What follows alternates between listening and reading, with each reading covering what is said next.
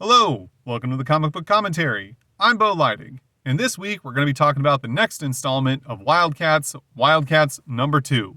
Let's zoom in and take a closer look. First published in October of 1992, we can see here that the cover has the cool holofoil background, really colorful in the right light, looks really neat. Interesting side note, the geometric pattern that you see here in the background doesn't line up in exactly the same way on every single cover of this book. I just realized that when I was reading this book for this video, as I have multiple copies, and it just happened to catch my eye that they weren't exactly all the same, and that this book also came out roughly a month behind schedule. It was supposed to come out in September of 1992. In fact, on the inside cover, it even states a September 1992 release. However, it happened to coincide roughly about the same time that Jim Lee's first child was born. So due to that, it caused delays in getting the book out on time. So we instead got the October release. Jim Lee, co-creator, writer, penciler. Brandon Choi, co-creator, writer. Scott Williams, inker. Mike Heisler, letterer. Joe Chiodo, colorist. Carl Altstetter, John Ty, background, ink assistants. Ruth Grace, editor. Digital Chameleon, color separator. This issue starts out in McLean, Virginia, and picks up exactly where the first issue left off. So, if you have not seen my video on WildC.A.T.S number 1, I highly recommend that you do watch that before watching this video, because WildC.A.T.S has a surprisingly intricate story for the early 90s, and it's very difficult to kind of figure out what's going on if you try to read these books out of order.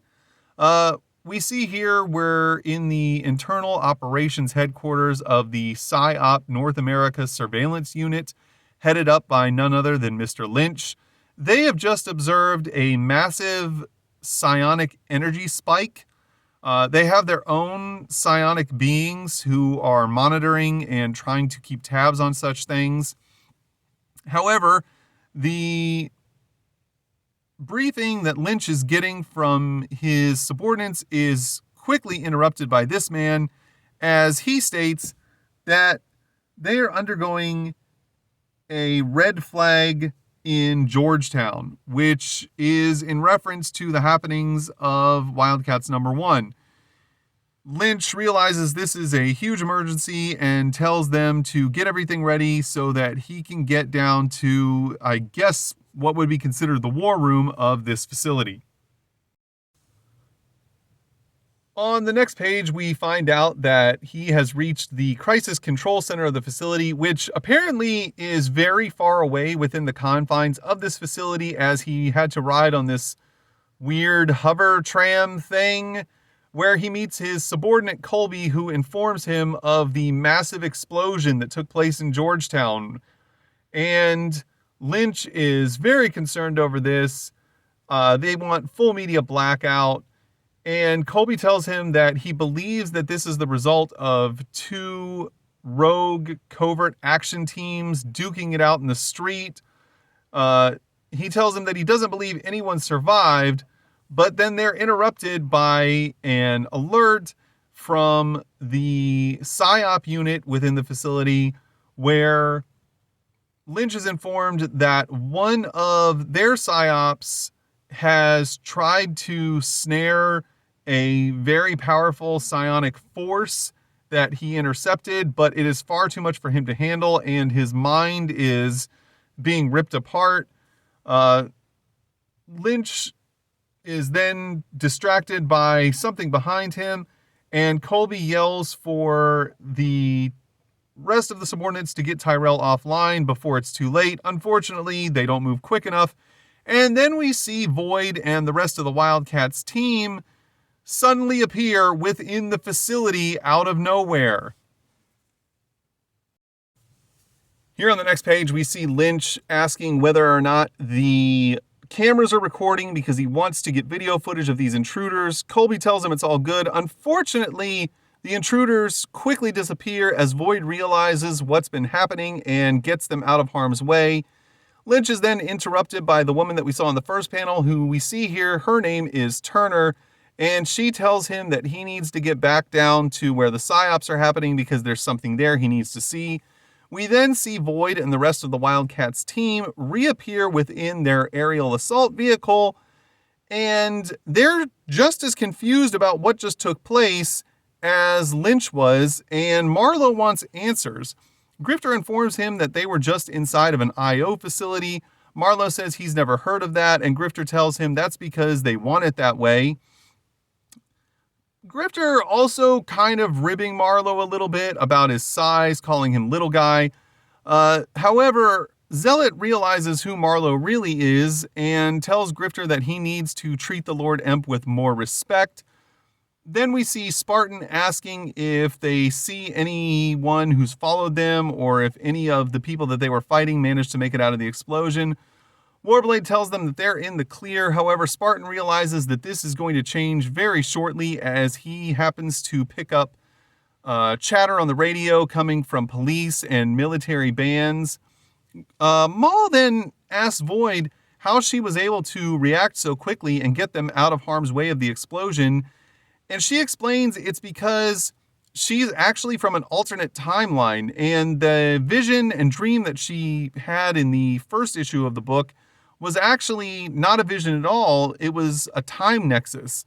And in her previous timeline, she wasn't able to react quick enough, and the entire team was killed in the explosion. Maul seems to be a little disoriented by this, but he seems to understand. It's worth pointing out that Maul's powers do make him less intelligent the bigger he grows, but he doesn't seem to be terribly intelligent as a whole.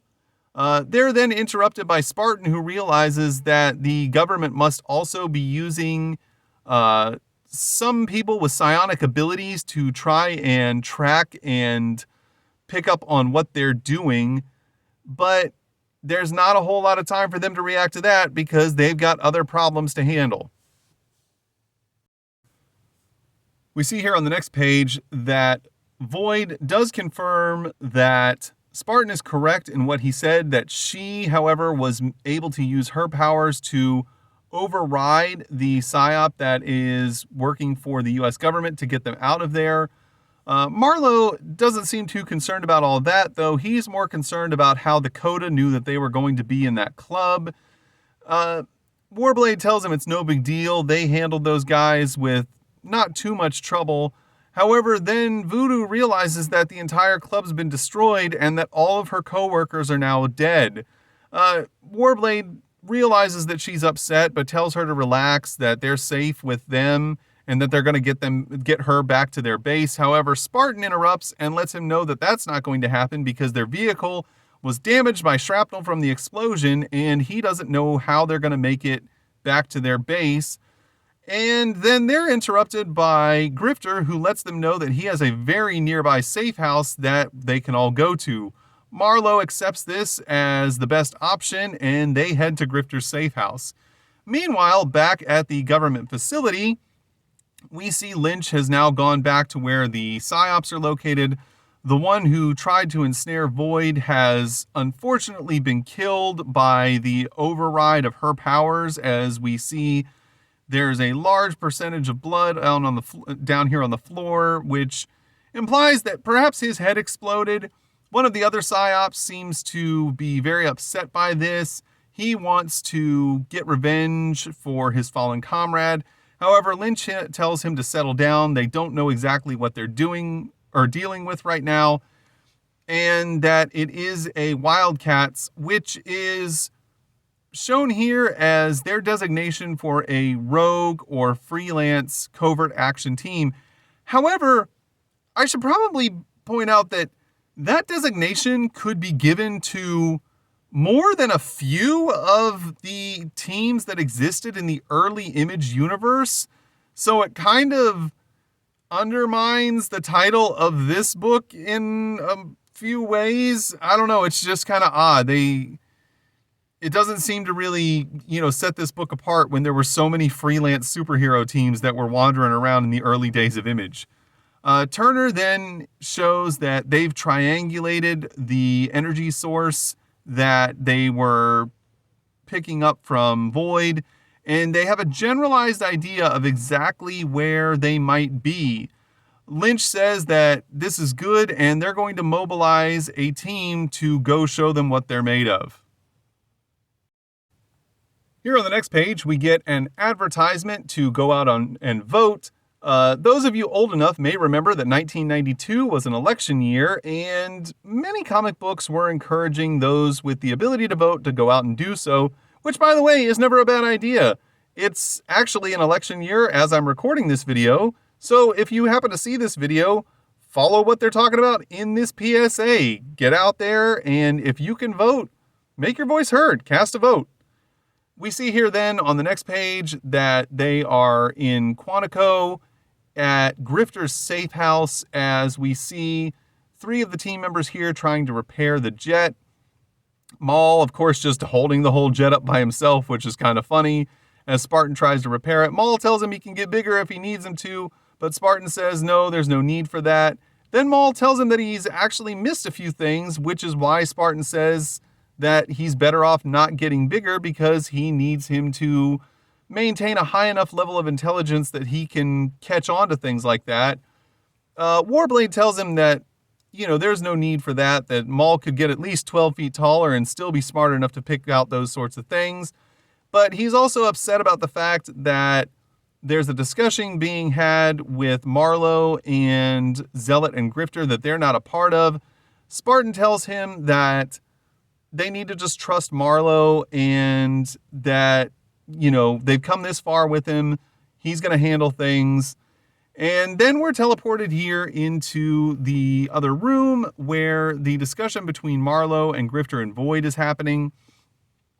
Marlowe is informed by them that the cabal that they've been facing is actually being headed up by the Demonites, who are an alien race, and that Zealot and Grifter have been fighting them for the past 4 years. Marlowe says this seems impossible, as it should be someone in the government high up should have been able to catch on to what was happening, or at least have some idea that this has been going on. Grifter tells him that someone in the government does because they have a high-level mole operating in the government who's been covering for the entire operation. Marlowe is not too impressed, wonders what this all means for him, and Zealot explains it's because the Demonites have been trying to construct a portal to allow their armies to invade from their homeworld and take over the Earth. Here on the next page, Zealot and Grifter explain to Marlowe that the reason that they ran into them at the club was because they were there to track down Voodoo because she has the gift of sight, meaning that she can see people who are possessed by demonites for who they really are and not just as disguised humans. They also inform Marlowe that Voodoo has the ability to actually exorcise the demonites from the humans that they have possessed, which is another reason why she's so important to their mission.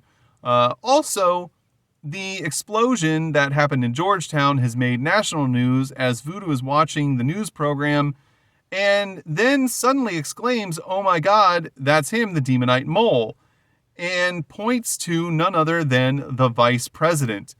Zealot then realizes that this is going way higher up the ladder than they realized and that they have to act fast if they're going to stop the Cabal from completing the portal. Marlowe realizes that they're going to need Voodoo's help and asks her if she will join their team and explains to her that even if she doesn't want to be involved in this, there's really no way out for her at this point. The Demonites want to kill her, which is why they tracked her to the club, and that she'll never be able to hide from them. Voodoo seems sympathetic to their cause and wants to believe them. She does have some level of trust, seeing as how they've all saved her life earlier that night, but she doesn't understand fully what everything's about. So Grifter says it's now time to explain it to her. On the next page, we see here that Zealot gives a quick rundown to Voodoo, explaining to her that eons ago, two alien races who were basically at odds with another crash landed on the Earth. These races, of course, being the Demonites and also the Cherubim. And I completely forgot that Zealot and Marlowe are Cherubim aliens, or of Cherubim alien descent, and that Voodoo, Maul, and Warblade are Cherubim alien and human hybrids, which is why they have unique abilities and powers.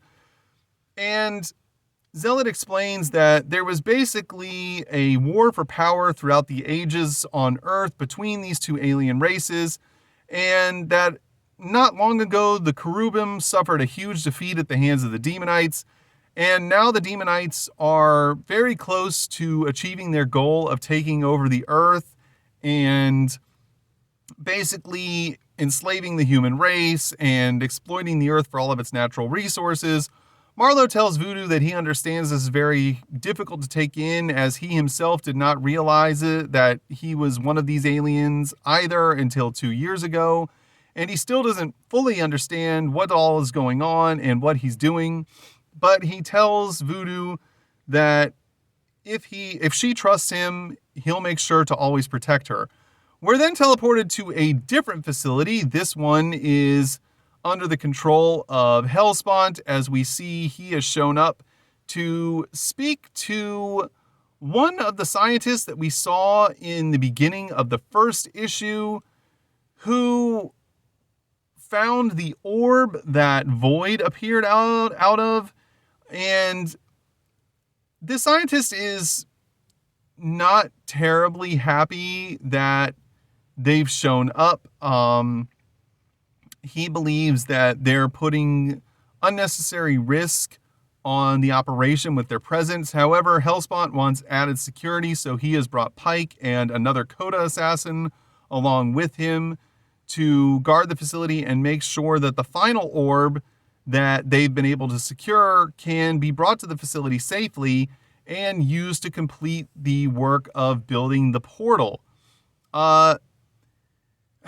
Man, this is the part of the story where it starts to get really kind of a lot to take in.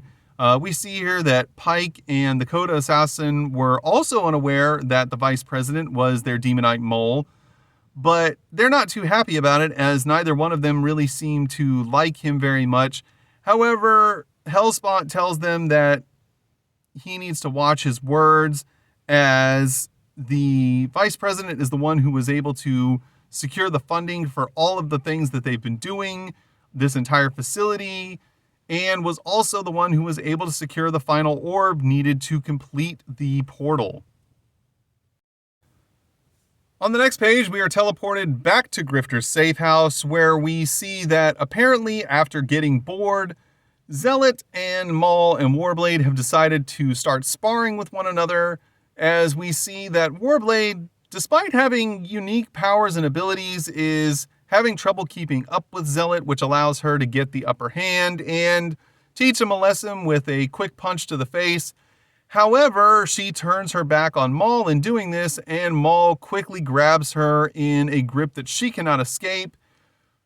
But this doesn't seem to impress Spartan all that much, who believes that she's more than a match for any one of them in a one-on-one competition. But Marlowe believes that Maul's got the upper hand at this point, and he may have, except that Zealot has now overheard the radio chatter from outside of the building and realizes that they're all in imminent danger. She tries to warn Maul, but he believes that it's just a clever ruse, so she quickly kicks him in the gut, gets out of his grip, tries to get back to her swords, but it's too late, as we see the Black Razor assault team blast through the roof of the building. Grifter realizes that they've been completely caught off guard. Funnily enough, I find it odd that Grifter at no point throughout the entire length of time that they've been in his safe house has taken off his mask, as we see that Spartan was shirtless as he was repairing the assault vehicle, but Grifter's just like, no, I'm going to keep this trench coat and this super cool mask on the whole time so I look extra edgy for no reason at all. Marlowe doesn't understand what's going on. He's completely overwhelmed. Grifter realizes that they're being attacked from all sides to disorient them and break them apart. He's trying to take control of the situation, but unfortunately, he's not moving quick enough and they're getting overwhelmed. We see here on the next page, which is difficult to explain because it's a 2-page splash that takes up both pages. Unfortunately, it's hard to see all of it at once because it's also being cut in half by this mail away form / coupon for Image Comics number 0 that I have explained in other videos. The short version is you had to collect 7 coupons, send away a bunch of money, and wait for a whole lot of time to get a copy of Image Comics number 0. And for better or for worse, I have found that I do own a copy of this book that I don't know where I picked up. It must have been in buying a collection from someone at some point.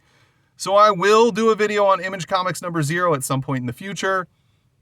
We see here that Void gets hit by a large psionic blast and then suddenly is teleported out of the facility. Marlowe doesn't know what's going on. Grifter realizes that it's too late. They're on their own. Void's been taken out of the picture. She can't get them out of this the way that she did the explosion. Grifter tries to tell Zealot that they need to get out of here. Unfortunately, as we see here on the other side, that's blocked by this mail-away form, Zealot is not having any of it. She decides that they're instead going to fight their way out of this or die trying, and Grifter is not too happy about it in his thought bubble because he believes that her Coda Assassin code is becoming more trouble than it's worth in this situation. We then see Grifter decide to spring into action as he jumps over one of the soldiers and opens fire. He then realizes, unfortunately for them, that Marlowe is very bad at operating under pressure like this and is clearly not cut out to lead in this type of environment. So Grifter decides to take charge, opening fire on the soldier who is trying to capture Voodoo. The soldier, however, is unaffected by the rounds as his suit is very heavily armored and tells Grifter that if he keeps firing, he's going to hurt the girl. Grifter realizes that he's right. Any of the ricochets from his bullets could in fact harm her and tries to figure out how he's going to get to her to save her, but then realizes that he doesn't need to as Voodoo quickly transforms and smacks the soldier across the face, doing a large percentage of damage to his armor and possibly killing him. She apparently was not aware that she had this ability as she exclaims, "What have I done?" However, she doesn't have time to dwell on it as she is attacked with a psionic attack that I guess disables her mind, as we see that she can't move. And as they're about to try and make off with Voodoo the way that they did with Void, they are cut off from behind by Marlowe, who quickly shoots him through the kneecap, blowing the entire lower portion of his leg clean off. Marlowe then puts a gun to the side of that soldier's head and exclaims that if the Wildcats are going to go down, they're going to take this team with them. However, then Lynch enters the fray and exclaims that that won't be necessary and that this exercise has gone far enough, telling them that it could have gone a lot worse for them. Marlowe then exclaims Lynch, indicating that he does know who it is, and Grifter realizes that Marlowe wasn't playing his full hand earlier when he told him that he knew nothing about the IO facilities. Lynch then informs them that the reason that they're not going to just kill all of them is because he needs their help in his own mission. On the next page, we see that Lynch and Marlowe have gone into the office of the Safe House and are discussing amongst themselves that Lynch's team has been monitoring the Cabal, trying to figure out where they're going, what their objectives were, but they kept getting roadblocked by bureaucratic red tape. But that's because of the mole that was high in the government blocking him at many turns, which he has just found out from Marlowe. Marlowe, however, doesn't want to give up the name of the mole because he doesn't trust Lynch and even asks Lynch, "How do I know you're not working for the mole?" Lynch tells him it's because if he were, he would have already killed Marlowe and the rest of the Wildcats team, who, by the way, are in the other portion of the safe house being guarded by the Black Razor assault team. They're upset. They feel like they're wasting time and that they need to get into action quickly to stop the Cabal from completing the portal. Spartan especially is upset by this. Zealot agrees with him that the time for politicking is over. It's time to do battle. We are then moved back into the office where we see that Lynch tells Marlowe that he's also been monitoring Marlowe and all of his goings-ons of the past couple of years and knows what he's been up to, and that if Marlowe does not work with him, that they will put an end to all of that and all of the work that he's been doing with the Wildcats team. Marlowe, of course, realizes he now has no choice but to agree to Lynch's terms and give up the name of the mole and start working alongside of him. We are then teleported to Hellspawn's facility, where we see the vice president has arrived with the orb, and as he's being escorted to the portal by Pike and the Coda assassin, he seems surprised that they're even there, telling them that he doesn't need their help because he has his own security team. Pike tells him that they're there on the orders of Hellspawn and that his security team is nothing but a bunch of media hounds. However, the vice president takes offense to this and uses his own demonite powers to pin Pike into the wall, tells Pike that he doesn't know his place and that he is nothing but a half-breed traitor. And if he wants to see all of the work that they've been doing come to fruition, he should watch his mouth, as he then leaves the two of them in the hallway by themselves and keeps on walking. We then see here on the next page that Spartan and Maul and Voodoo have infiltrated Hellspawn's facility. However, we don't know how because apparently Jim Lee and Brandon Choi didn't think it was important enough to show us how that happened. They're working their way towards the vice president and Pike, whereas on the outside of the facility, Marlowe and the rest of the Wildcats team are gaining entry through another port. And then suddenly they're all interrupted as the alarms go off and Pike realizes that there's an intruder. Maul believes that they may have been the ones to set off the alarm, but Spartan realizes that that's not the case and tells Maul that he has located exactly where Pike and the vice president are at and tells Maul to make an entrance and make it big. Maul, of course, happy to oblige. He grows in size, smashes through the wall, catches Pike and the Coda assassin off guard along with the vice president. However, Pike quickly regains his composure, grabs his staff, and uses his own powers to hit Maul across the room and taunts him in doing so. However, Pike is then cut off by an energy blast from none other than Spartan. On the next page, we see that Spartan tells Pike that while Maul may not be a hired killer the way that he is, that Maul and Spartan together are more than enough to take Pike out.